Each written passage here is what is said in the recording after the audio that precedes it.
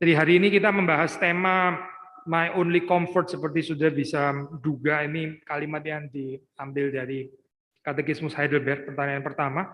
Saya pikir juga relevan selain alasan tadi, tapi ini juga bisa menjadi satu perenungan yang kita lakukan pada hari ini, khususnya di minggu-minggu yang sulit seperti sekarang ya.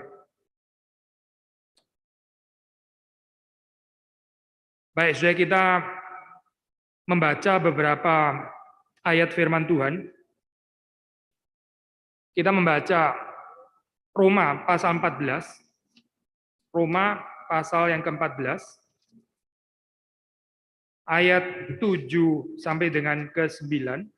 Kita membaca di ada 4 bagian firman Tuhan ya hari ini kita akan baca. Yang pertama dari Roma 14 ayat 7 sampai dengan ke-9. Saya akan bacakan. Sebab tidak ada seorang pun di antara kita yang hidup untuk dirinya sendiri. Tidak ada seorang pun yang mati untuk dirinya sendiri. Sebab jika kita hidup untuk Tuhan, dan jika kita mati untuk Tuhan. Jadi baik hidup atau mati, kita adalah milik Tuhan. Sebab untuk itulah Kristus telah mati dan hidup kembali, supaya ia menjadi Tuhan, baik atas orang-orang mati maupun atas orang-orang hidup. Kita membaca kitab Ayub. Kita membaca kitab Ayub.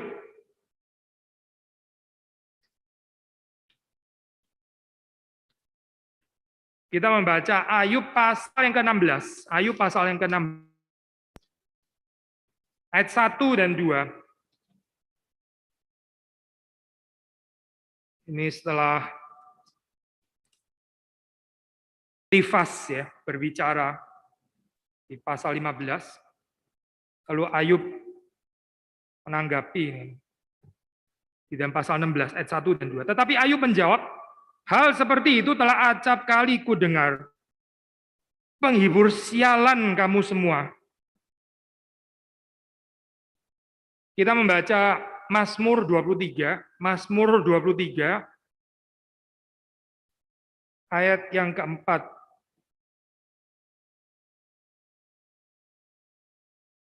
Sekalipun aku berjalan dalam lembah kekelaman, aku tidak takut bahaya, sebab engkau besertaku.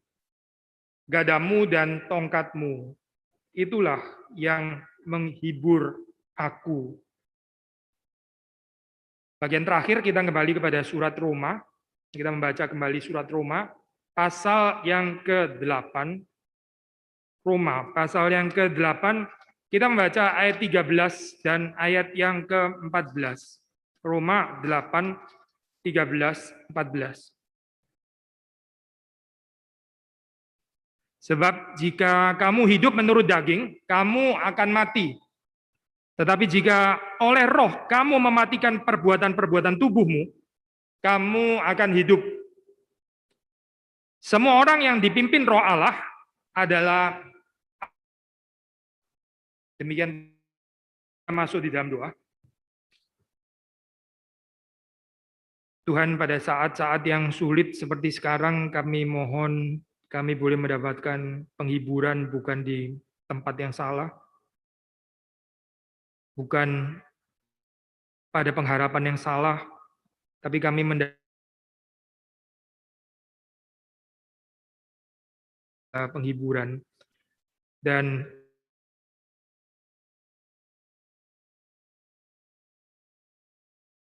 menyatakan kuasa penghiburan-Mu kami semua, dan khususnya bagi saudara-saudara yang sedang berduka, mereka yang sedang sakit, mereka kami yang merawat orang-orang yang sakit yang ada di tengah-tengah kami. Dan sebagai jemaat, kami berdoa supaya kami bisa melayani dengan diperkenan oleh Tuhan. Kami sendiri membutuhkan penghiburan yang dari Tuhan sebelum kami boleh menghibur yang lain. Perenungan ini boleh berbicara bagi kami dan kami, menyegarkan kami, membawa kami ke dalam kehidupan yang terus dipertumbuhkan, dikuduskan oleh Roh-Mu. Di dalam nama Tuhan Yesus Kristus kami berdoa, kami mohon. Amin. Saudara, saya mau membacakan sekali lagi kutipan dari pertanyaan pertama Katekismus Heidelberg. Kita sudah pernah membahas ini, bahkan lebih dari 1 kali, dan ini untuk kesekian kalinya. Tapi kita akan coba melihat tema comfort atau tema penghiburan ini dari perspektif yang lain lagi. Pertanyaan pertama ini seperti saudara tahu berbunyi seperti ini. Katekismus Heidelberg. Apakah satu-satunya penghiburan saudara, baik pada masa hidup maupun pada waktu mati? Jawaban, bahwa aku dengan tubuh dan jiwaku, baik pada masa hidup maupun pada waktu mati, bukan milikku, melainkan milik Yesus Kristus, Juru Selamatku yang setia. Dengan darahnya yang tak ternilai harganya, Dia telah melunasi seluruh hutang dosaku dan melepaskan aku dari segala kuasa iblis. Dia juga memelihara aku sehingga tidak sehelai rambut pun jatuh dari kepalaku di luar kehendak Bapa yang ada di sorga. Bahkan segala sesuatu harus berguna untuk keselamatanku. Karena itu juga oleh Roh-Nya yang kudus, Dia memberiku kepastian mengenai hidup yang kekal dan menjadikan aku sungguh-sungguh rela dan siap untuk selanjutnya mengabdi kepadanya. Saudara, ini adalah satu katekismus reform di antara katekismus-katekismus yang lain yang secara unik mulai dengan pertanyaan penghiburan. Saudara, waktu kita membicarakan tentang penghiburan, ya, ini berarti ada satu kepekaan bahwa di dalam hidup, di dalam realita hidup ini, manusia memang mengalami kesengsaraan, manusia mengalami penderitaan, manusia mengalami sakit penyakit, bahkan juga kematian. Sudah address topik-topik seperti ini, ya, seringkali dihindari di dalam kehidupan manusia.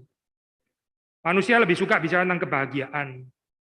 Manusia lebih suka bicara tentang sukacita.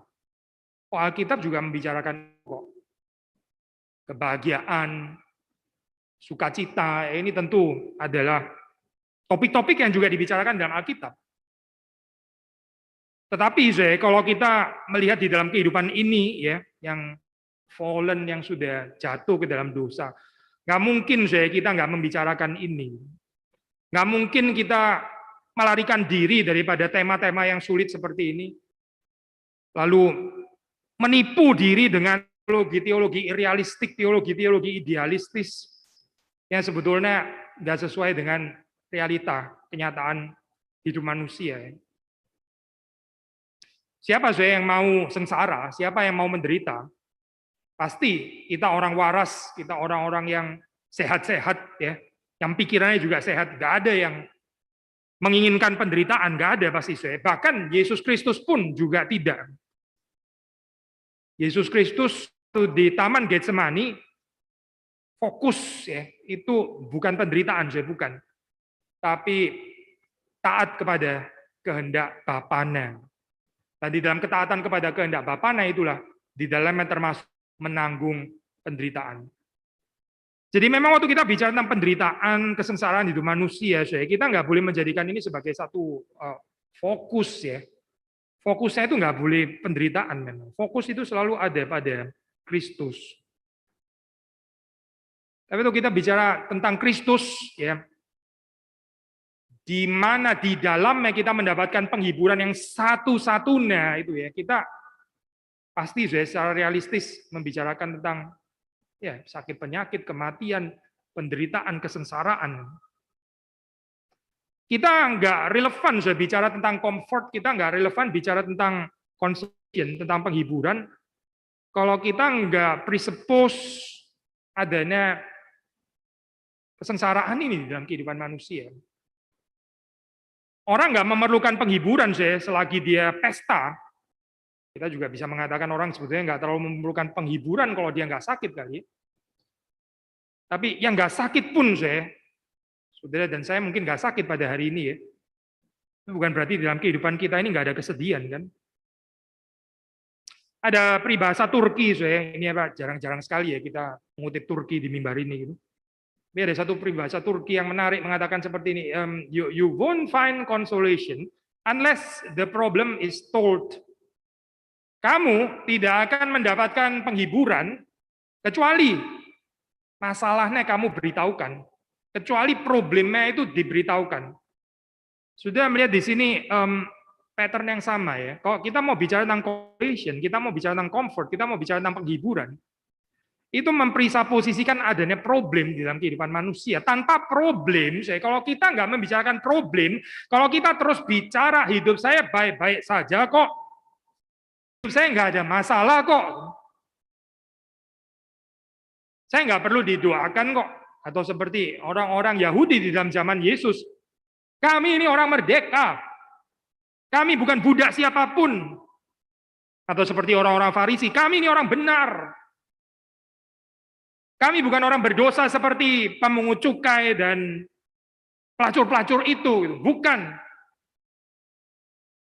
Ya kalau kita nggak mau membicarakan problemnya, kalau kita menghindari problem, kalau kita menghindari masalah, lalu ya kalimat-kalimat yang keluar itu bisa menjadi satu kalimat-kalimat klise seperti yang tadi kita baca, yang ditanggapi oleh Ayub ya. Nanti kita akan kembali pada bagian ini gitu. Sampai Ayub mengatakan ya penghibur sialan kamu semua. Ada penghiburan yang sialan menurut Alkitab itu. Apa sih ya ini yang sebetulnya nggak menghibur, yang melarikan diri dari kenyataan, yang melarikan diri daripada fakta, melarikan diri dari realita hidup. Sudah itu ada satu pelukis yang terkenal sekali ya di saya nggak tahu di sini mungkin kalau sempat bisa ditayangkan nggak ya spontan, ini nggak ada persiapan, saya kepikirnya juga spontan dari Aufi ya. Lukisannya Thomas Kinkade, Kinkade itu, wah dia adalah seorang yang sangat sukses ya ini ya mungkin juga kritiknya termasuk dari orang seperti itu ya. Pikir kritik ini ya ada poinnya gitu. Saudara kalau melihat lukisannya Thomas Kinkade ini ya, gambarannya itu saudara bisa mendapati di sana itu ya gambaran yang sangat indah, seperti kayak satu tempat yang sangat ideal gitu. Tapi mungkin saudara cari tempat seperti itu di dunia ya nggak ada kali tempat kayak gitu gitu. Itu tempat yang too ideal to be true, ya, too beautiful to be true. Maka belakangan ini agak sedikit viral, ada orang terus kemudian agak sedikit ini ya iseng kali ya. Lukisannya Thomas Kinkade dimasukin ini dinosaurus atau bagaimana gitu ya.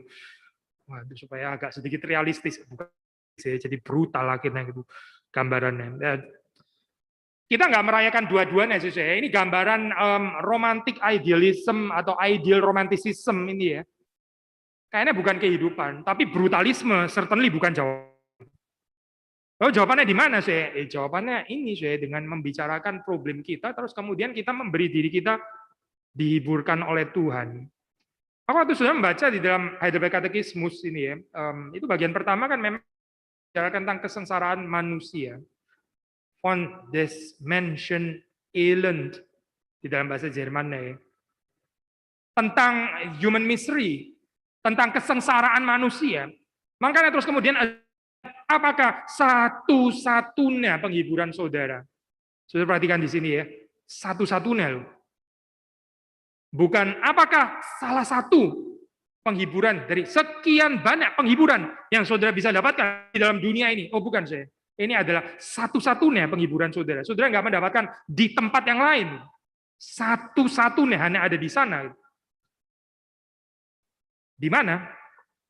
Yaitu di dalam Yesus Kristus. Di dalam fakta bahwa kita yang percaya kepada Yesus Kristus, kita ini bukan milik kita sendiri. Kita milik Kristus, seperti yang dikatakan dalam Roma 14 tadi ya. Baik kita ini hidup atau mati, kita ini milik Tuhan. Birma, seorang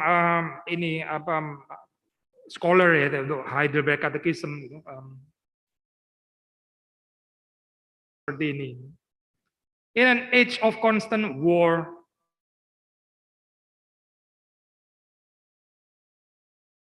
of belonging to a Christ who, kutipan dari Alkitab, who watches over me in such a way that all things must work together for my salvation. Roma 8:28 ya. Sedikit diparafrase memang. Jadi di dalam konteks penulisan Heidelberg Catechism ini ya, Ursinus, Olivianus, ya itu rekan-rekan yang lain yang waktu itu mengajar di Theological Faculty di Heidelberg, mereka ini bergumul sensitively ya memulai dengan pertanyaan pertama. Karena apa? Ya karena pada saat itu perang itu belum settled. Tahu kemudian belakangan ada namanya 30 Years War, itu apa 30 Years War itu benar-benar devastating ya di Europe, menghabiskan, menelan banyak sekali korban jiwa belakangan sih. Tapi di dalam zaman Heidelberg Catechism sendiri juga sudah ada tension-tension seperti itu ya. Maka ini adalah termasuk salah satu katekismus reform yang ya boleh dikatakan mungkin ekumenikal ya. Ekumenikal khususnya terhadap Lutheran ya, Melanchthon, Lutheran dan sebagainya. Ada bagian-bagian yang diakomodir juga di sini. Karena banyak konflik, banyak pertikaian gitu. Dan waktu ada war konflik ya certainly orang pasti nggak ada penghiburan. Ya. Belum lagi panen gagal, ya kelaparan juga. Sekitar tahun-tahun itu ada kerusakan panen. Ya. Disaster, dan tentu saja juga plague, wabah, ya, pandemi. Di dalam keadaan seperti ini, kemudian mereka dengan peka ya memulai pertanyaan pertama ini dengan address di mana sih di dalam kehidupan yang seperti ini ya, di apa sih saya boleh mendapatkan penghiburan. Ursinus ya di dalam komentarnya ini adalah apa itu bukan tulisan asli Ursinus ya tapi ya ini adalah catatan steno dari apa ini muridnya waktu belajar Ursinus memberikan lecture Heidelberg Catechismus, terus kemudian muridnya ini cepat ya ini apa menulis terus kemudian diterbitkan ya. Dia mengaitkan ini dengan pertanyaan summum bonum ya, the highest good. The highest good itu apa sih sebetulnya itu? Summum bonum. Lalu kemudian dia dicatat oleh muridnya ini. Ya. The Epicureans place it in sensual pleasure. The Stoics in a proper regulation and moderation of the affections, or in the Platonists in ideas, the Peripatetics in the exercise of virtue, while the ordinary class of men place it in honors, riches, and pleasure. But all these things are transitory and are either lost already in life, or they are at best interrupted and left behind in the hour of death. Jadi Heidelberg ini memang klaim penghiburan satu-satunya ya. Ini mirip seperti bahasa Alkitab ya. Yesus yang juga adalah satu-satunya jalan, nggak ada jalan yang lain yang membawa kepada satu-satunya tujuan, yaitu persekutuan dengan Bapa. Maka di sini kita juga membicarakan tentang penghiburan yang satu-satunya. Maksudnya mengatakan satu-satunya gitu. Ya karena di dalam dunia ini kayaknya ada banyak versi penghiburan. Epicurians itu menempatkan penghiburan ini pada seksual, kesenangan ya indera. Orang-orang stoik meletakkan penghiburan ini di mana? Di mana saya mendapatkan penghiburan? Oh, itu waktu saya berhasil untuk meregulasi, ya, memoderasi afeksi-afeksi saya yang seringkali perhaps too wild, ya. Saya nggak bisa kendalikan ini, ya. Terlalu sedih, ya, terlalu bahagia, terlalu tertawa. Itu masih dimoderate semuanya. Kalau saya berhasil untuk memoderasi, ya, afeksi ini, saya jadi stabil di tengah. Nah, itulah penghiburan menurut orang Stoik. Atau juga bisa didapat kebiasaan menjalankan kebajikan. Oh, ini tinggi sekali, Zoeng. Siapa yang mau melawan kebajikan? Tapi pertanyaannya, bisakah manusia melakukan kebajikan? Orang-orang Platonis mengatakan penghiburan itu kita dapatkan di dalam ide, di dalam dunia ide. Bukan di dalam dunia yang kelihatan di sini, ini cuma bayang-bayang, ini nggak benar-benar real. Kita mesti mendapatkan di dalam ide. Nah, orang-orang yang lain lagi mengatakan, ya di dalam, sama ya, mirip ya, seperti Stoik, exercise of virtue. Dan kita menjalankan kebajikan-kebajikan. Tapi ada juga orang-orang biasa, ya, orang-orang biasa, ya, bukan para filosofer, bukan para filsuf. Ya, mereka biasanya menempatkannya di dalam kehormatan, ya. Saya manusia, ya, harus dihormati. Saya nggak boleh dihina. Kalau dihina nggak ada penghiburan saya. Kalau orang menghormati saya, nah itulah penghiburan bagi saya. Apalagi kalau saya dikagumi, wah lebih lagi, betul-betul terhibur. Yang lain lagi menempatkannya di dalam kekayaan. Lukas mengatakan, celakalah kamu yang kaya, karena di dalam kekayaanmu engkau mendapatkan penghiburanmu. Betul saya, orang betul bisa mencari dan berusaha mendapatkan penghiburan di dalam kekayaannya. Tapi Lukas mengatakan, celaka orang-orang seperti itu. Celaka mereka. Karena mereka mendapatkan penghiburan di tempat yang salah. Kehormatan, kemuliaan, kekayaan, pleasure, kesenangan. Kohelet mengatakan, pengkhotbah mengatakan, itu semua melayang lenyap. Itu semua meaningless. Dan ini ditangkap dengan baik oleh Ursinus. Dia mengatakan, all these things are transitory. Semua hal-hal ini ya lewat begitu saja. Gak ada yang bisa dipegang tangan. Seperti menjaring angin. Gak kepegang sama sekali. Sudah pernah menjaring jaring, sudah tahu ya. Coba jaring angin. Apa anginnya bisa ketangkep gitu. Menjaring ikan sih bisa ya. Ikan lebih besar daripada apa itu bolongan-bolongan yang ada di jaring. Tapi kalau di AA sudah menjaring angin atau menjaring virus gitu. Bagaimana ya itu? Itu kebodohan gitu, sesuatu yang sia-sia katanya pengkhotbah. Transitory. Anginnya saudara nggak bisa tangkap, anginnya lewat begitu saja gitu. Nggak ada gunanya saudara pakai jaring itu tadi. Demikian juga orang-orang yang mencari penghiburan di tempat-tempat yang salah. Ini Ursinus mengatakan itu entah sudah hilang bahkan di hidup yang di sini dan sekarang sudah hilang, di sini pun sudah lewat, atau paling telat ya, paling telat pada jam kematian kita itu juga akan hilang. Diinterupsi, left behind, sudah ditinggalkan di belakang. Kita nggak bisa membawanya.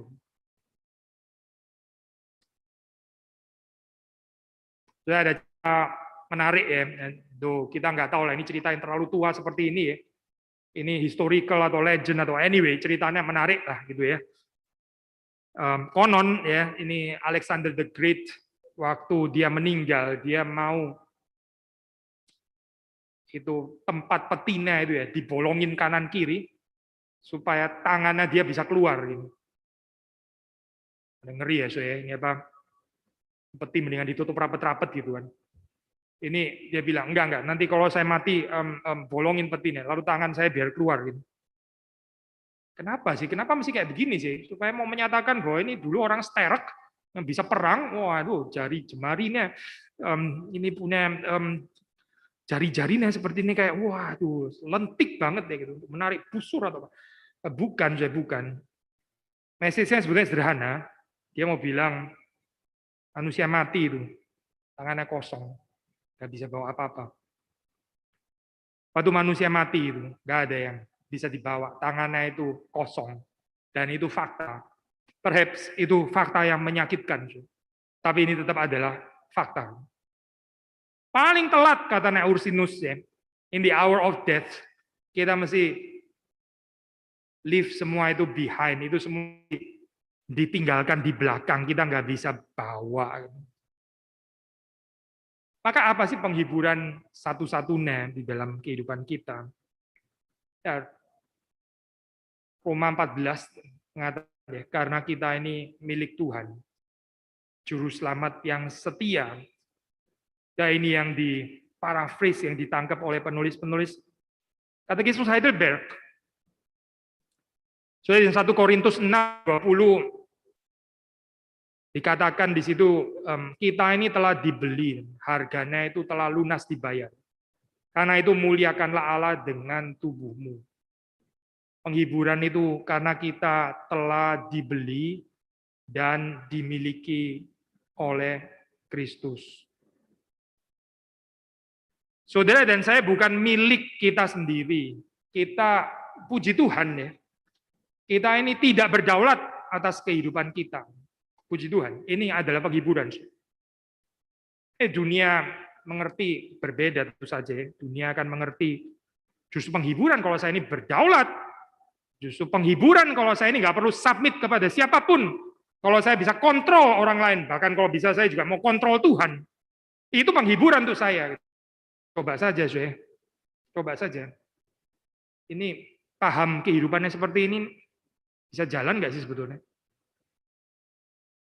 Bisa terjadi nggak sih di dalam kehidupan saudara? Atau ini cuma penipuan, dusta? Sesuatu yang sebetulnya, ya manusia nggak bisa mendapatkan itu. Jadi dalam pertanyaan pertama ini dikatakan kita ini milik Tuhan, ya, milik Tuhan, milik Yesus Kristus, Juru Selamat yang setia. Penghiburan itu adalah kita mengenal Tuhan yang setia, Juru Selamat yang setia.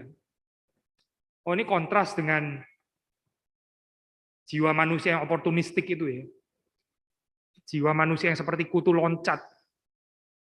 Jiwa manusia yang kalau kita sedang ada di sekitar kita. Orang mau dekat dengan kita. Kalau kita terkenal, tapi waktu kita susah, waktu kita sakit, semua orang menjauh. Semua orang nggak peduli lagi dengan kita. Ini nanti ketularan. Kontras ya saya, ini sifat jiwa manusia yang oportunistik seperti saudara dan saya ini dengan kesetiaan Tuhan kita, Yesus Kristus. Tuhan bukan membuang Israel ya, bangsa yang tegar tengkuk itu waktu nggak setia terus kemudian sudah saya ganti kamu, sekarang saya Mesir saja ya.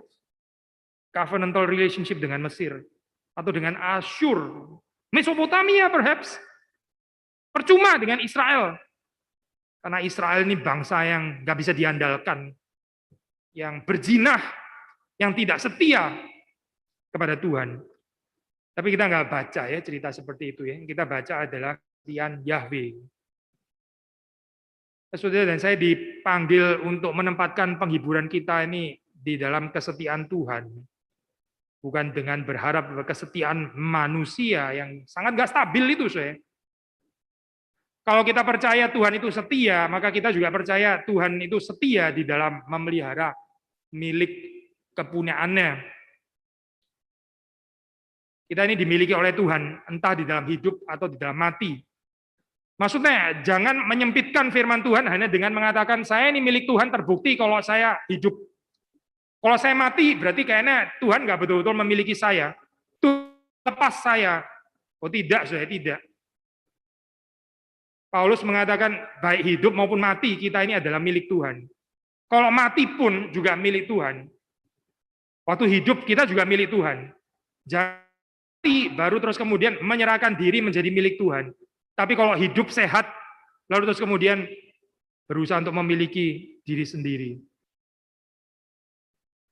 Entah kita sehat atau entah kita sakit, kita sehat, kita milik Tuhan. Kita sakit sekalipun, kita juga tetap adalah milik Tuhan. Bukan berarti kalau kita sakit, lalu Tuhan seperti kayak melepaskan kita, tidak lagi menjadi miliknya. Buktinya apa? Buktinya saya sakit gitu.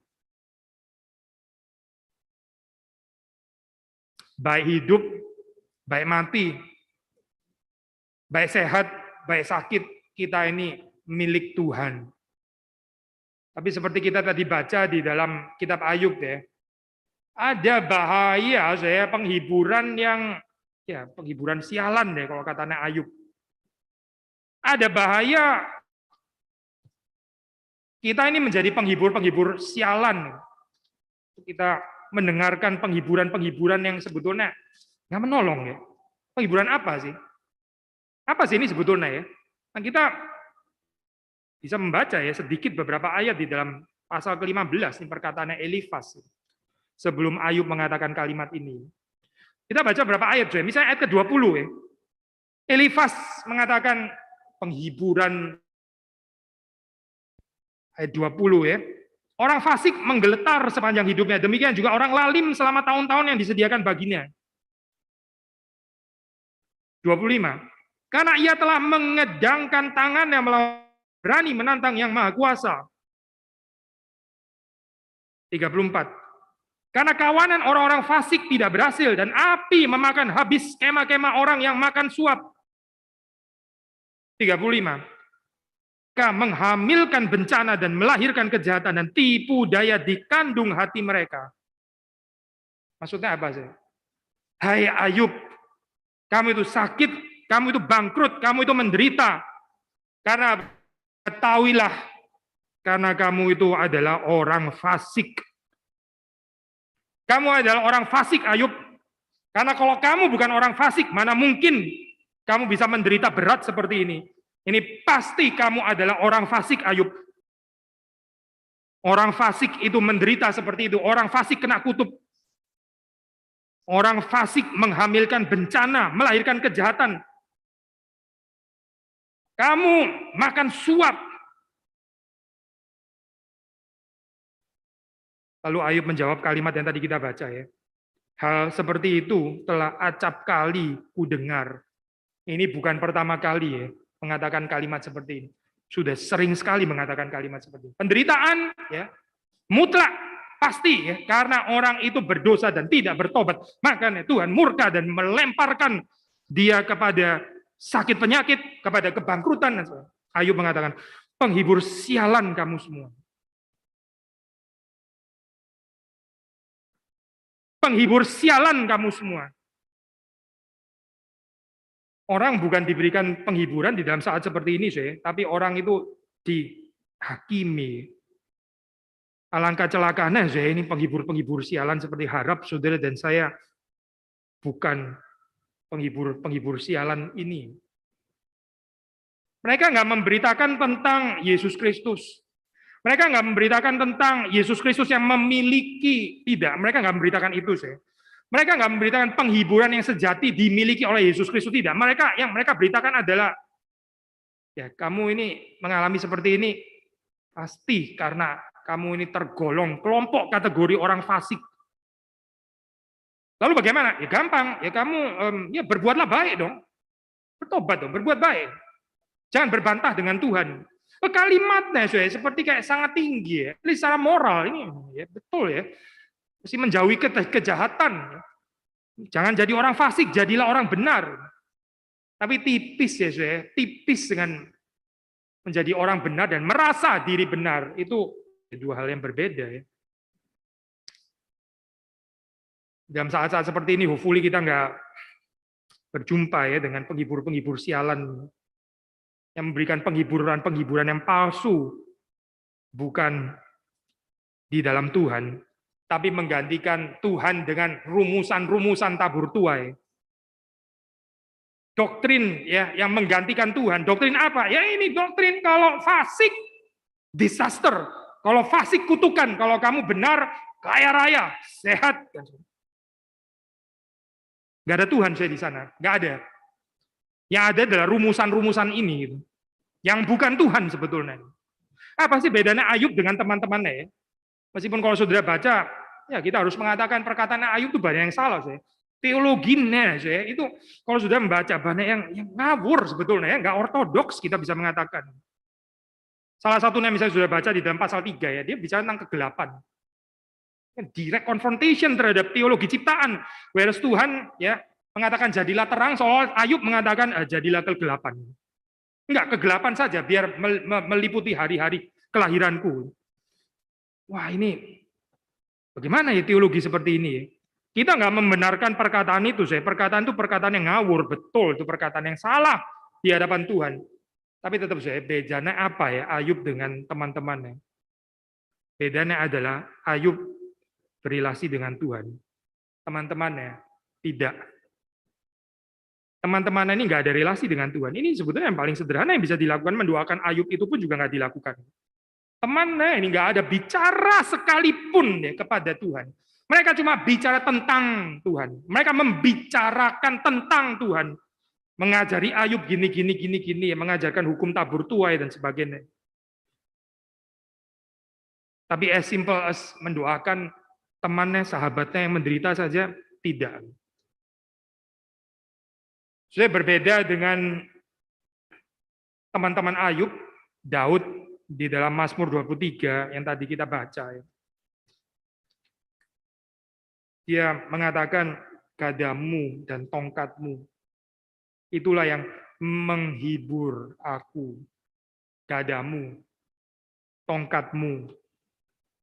Seperti saudara mungkin pernah baca juga ya, mendengar pembahasan ini ya. Saya agak sedikit dibedakan meskipun dua ini bisa dipakai secara bergantian juga. Ya. Tapi biasa ada pembedaan. Gada itu dipakai untuk apa ya? Mengusir binatang-binatang buas ya, binatang-binatang liar. Gada ya. Untuk protect domba-domba ini. Gembala itu memegang gada yang untuk menghantam musuh-musuhnya. Nah, saudara bisa membaca di dalam 2 Samuel 23 ya, 2 Samuel 23 kalau kita membaca dalam bagian ini. Saudara membaca di situ ada namanya Benaya bin Yoyada, yaitu mendatangi seorang Mesir dengan ya terjemahan bahasa Indonesia pakai tongkat, sebetulnya dalam bahasa aslinya adalah bahasa yang sama ya dengan gada yang dipakai di Mazmur 23 ayat 4 ini. Benaya ini mendatangi seorang Mesir dengan gada dan membunuhnya. Jadi saudara tahu di sini ya, itu spektrum of meanings, range of meanings, spektrum arti dari gada ini yang memang dipakai untuk menghardik ya, untuk melenyapkan, membinasakan musuh binatang-binatang liar. Meskipun di dalam bahasa aslinya sedikit berbeda ya, tetapi Daud yang berperang melawan Goliat itu juga mendatangi juga dengan tongkat ya. Rather sinonimus dengan istilah gada yang dipakai di sini. Kalau gada pengertiannya seperti itu, berarti kita di dalam pemeliharaan Tuhan ya, sehingga bisa mengatakan bersama dengan pemazmur, aku tidak takut bahaya sekalipun berjalan dalam lembah kekelaman. Tapi juga ada tongkat, ya, tongkat. Apa bedanya? Kalau gada ini dipakai untuk menghantam para musuh, binatang-binatang buas, tongkat ini dipakai untuk menuntun domba-domba ini di jalan yang benar. Ada dimensi koreksi di sini. Harap di dalam periode pandemi seperti ini ya, ini ada koreksi di dalam kehidupan manusia. Kita dibawa, dituntun ke jalan yang benar, dan itu adalah penghiburan. Adalah penghiburan yang dari Tuhan, kalau di dalam kehidupan ini, kita masih dikoreksi. Nah, seperti saudara pernah lihat itu tongkat gembala itu ya, itu letternya, bukan ship-nya maksudnya ya, ada kayak semacam tekukan gitu ya di ujung. Ya, berbeda dengan gada ya, gada itu tajam ya untuk menghantam musuh, tapi tongkat itu kalau ada domba yang mau jalan sendiri, mencari jalan yang sesat, maka gembalanya akan menarik lehernya, bukan menarik dengan gentle, bukan menarik dengan cekikan pasti ya, bukan. Tuhan menghibur kita dengan gadanya dan tongkatnya, bukan cuma perasaan diprotek terhadap musuh, tapi juga adalah satu penghiburan yang besar kalau kehidupan kita ini dituntun oleh Tuhan di jalan yang benar. Orang yang Tuhan sudah nggak koreksi lagi, itu bahaya sekali. Kalau kita di dalam kehidupan kita sudah nggak ada koreksi lagi dari Tuhan, ya kemungkinannya cuma dua. Either kita ini sudah perfect ya, our sinlessness ini sudah kita sudah di dalam state sinlessness seperti Yesus, nggak mungkin lagi jatuh ke dalam dosa. Ini not true ya, nggak mungkin itu. Atau kemungkinan yang satu, ya kedua adalah ya kita ini deceive ourselves, kita ini menipu diri sendiri. Seperti kayak sudah nggak perlu koreksi lagi. Kita nggak perlu ingatan dari Tuhan, kita nggak perlu lagi ada teguran dari Tuhan. Itu bukan penghiburan, saya. Itu adalah kecelakaan di dalam kehidupan manusia sebetulnya.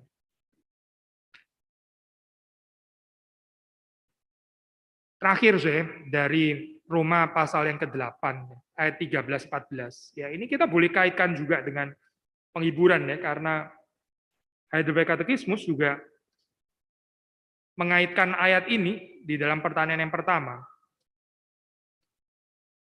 Roma 8, 13, 14 tadi ya kita baca. Ada dua macam ya. Hidup yang menurut daging dan berakhir pada kematian. Atau hidup yang oleh roh. Ya, kita mematikan perbuatan-perbuatan tubuh. Dan akan berakhir dengan kehidupan yang kekal. Kehidupan yang dipimpin oleh roh Allah. Kehidupan anak-anak Allah. Apa sebenarnya penghiburannya? Penghiburannya yaitu di dalam Kristus, oleh Roh Kudus yang memimpin kita, saudara dan saya diberi kekuatan, kuasa, kemampuan, sanggup mematikan perbuatan-perbuatan daging. Penghiburannya adalah saudara boleh hidup di dalam kekudusan. Ini penghiburan, saudara. Ini bukan beban, bukan. Ini penghiburan. Kalau orang melihat ini sebagai beban, ya dia belum mengerti kekristenan, saya. Dia mungkin belum di dalam Kristus. Kalau kita mencari penghiburan lebih di tempat yang lain, itu saya terhibur kalau apa? Kalau saya sehat. Saya akan sangat terhibur kalau saya sehat. Ya, dia nggak mengerti, saya. Bahwa penghiburan satu-satunya itu bukan di dalam kesehatan, bukan. Penghiburan satu-satunya itu adalah bahwa kita itu milik Kristus. Orang sehat tapi nggak dimiliki oleh Kristus. Apa artinya, saudara? Orang-orang yang sehat tapi kehidupannya tidak dimiliki oleh Kristus. Dia dimiliki oleh uang. Dia dimiliki oleh kekuasaan. Dia dimiliki oleh ideologi-ideologi yang salah itu dan menjadi budaknya. Apa artinya, saudara? Sehat? Dia diperhamba oleh berhala-berhala itu.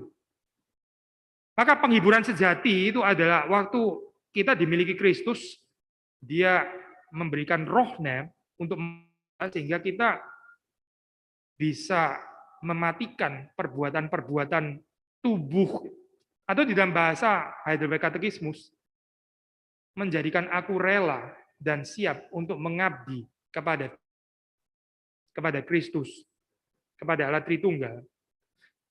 Menjadikan aku rela dan siap. Penghiburan itu kalau saudara mengikut Tuhan, beribadah kepada Tuhan, mengabdi Tuhan, rela, bukan paksaan, tapi rela, itu penghiburan. Penghiburan itu kalau kita ready, kalau kita itu siap untuk mengikatkan diri kita kepada Tuhan, itu satu penghiburan. Kalau siap, kalau kita baru siap nanti, sebelum, ya kira-kira 1 jam, atau perhaps 5 menit sebelum mati, baru siap. Iya kalau siap, mungkin tetap nggak siap.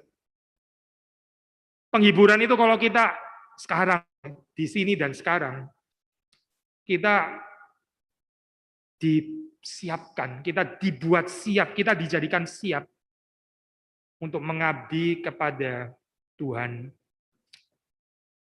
Kiranya dalam saat-saat yang sulit seperti sekarang, Tuhan memberikan kepada kita penghiburan yang sejati, di dalam Yesus Kristus. Mari kita masuk di dalam doa. Tuhan berkati apa yang kami renungkan, Tuhan menghidupkan di dalam keseharian kami, di dalam hidup kami. Dan kami bersyukur kami mendapatkan penghiburan di dalam Engkau. Bukan di dalam kekayaan, bukan dalam kesehatan, bukan di dalam kesuksesan dunia ini, tapi di dalam kenyataan, dalam fakta, janji Tuhan bahwa kami ini adalah milik-Mu sepenuhnya, bukan hanya di dalam kehidupan ini, tapi juga di dalam kematian, Engkau tetap memiliki kami, dan kami bersyukur Tuhan untuk kepemilikan yang tidak akan pernah berubah ini. Ajar kepada kami untuk memberi diri kami ini bisa dinikmati oleh Tuhan yang memiliki kehidupan kami. Tuhan, ketika Engkau jalan-jalan di kebun anggurmu, Kau boleh mendapatkan buah yang manis yang Tuhan bisa nikmatinya. Kami berdoa supaya Tuhan membuat kehidupan kami dipenuhi oleh buah Roh-Mu dan bukan dikuasai oleh perbuatan-perbuatan kedagingan yang berakhir pada kebinasaan. Kami bersyukur Tuhan karena semua ini Tuhan mampu untuk mengerjakannya. Dan kami sekali lagi belajar percaya, beriman kepada Tuhan, dan memohon bergantung kepada Tuhan. Bukan dengan kekuatan kami, tapi di dalam anugerah, di dalam kekuasaan Tuhan. Pada saat ini kami mendoakan untuk saudara-saudara yang sakit. Tuhan berkenan menyembuhkan mereka. Tuhan berkenan memulihkan. Tuhan berkenan untuk merestore, beri satu keadaan yang lebih baik, kami bisa mengerjakan pekerjaan Tuhan. Di dalam keterbatasan ini, kami belum bisa melihat untuk kebaikan seluruh rencana Tuhan. Di dalam sakit penyakit pun Tuhan sanggup juga membentuk kami, memberi penghiburan, menolong saksi dan mempermuliakan Tuhan. Kami mohon penghiburan Tuhan untuk mereka yang berduka cita, yang ditinggalkan oleh anggota keluarga. Tuhan menopang, Tuhan menguatkan, Tuhan yang mengusap air mata, dan ajar kami sebagai gereja di dalam saat-saat yang seperti ini kami juga bisa melayani, kami bisa ada empati, kami bisa lebih lagi memperhatikan kami yang sehat, kami yang berkelebihan, yang berkecukupan, bisa menyalurkan apa yang ada pada kami ini kepada orang-orang yang lebih membutuhkan daripada kami. Terima kasih Tuhan untuk kesempatan Tuhan berikan, kami bisa menghayati apa artinya menjadi gereja, menjadi tubuh Kristus, khususnya dalam saat-saat seperti sekarang. Jadikan jemaat-Mu ini komunitas yang menerima penghiburan Tuhan, komunitas yang saling menghibur, bukan komunitas yang menyalahkan, yang menghakimi, yang menyudutkan, tapi menjadi komunitas yang peka terhadap penderitaan yang ada di sekeliling kami. Tuhan ampuni segala kesalahan, kekurangan kami, dan Tuhan membawa kami ke dalam kehidupan yang semakin mengerti apa artinya kami ini adalah milik Tuhan. Terima kasih Tuhan, Engkau memberkati firman yang sudah ditaburkan. Sekali lagi kami berharap supaya itu boleh berakar, bertumbuh ke atas, dan berbuah pada waktu Tuhan. Demi Yesus Kristus kami berdoa, kami bersyukur. Amin.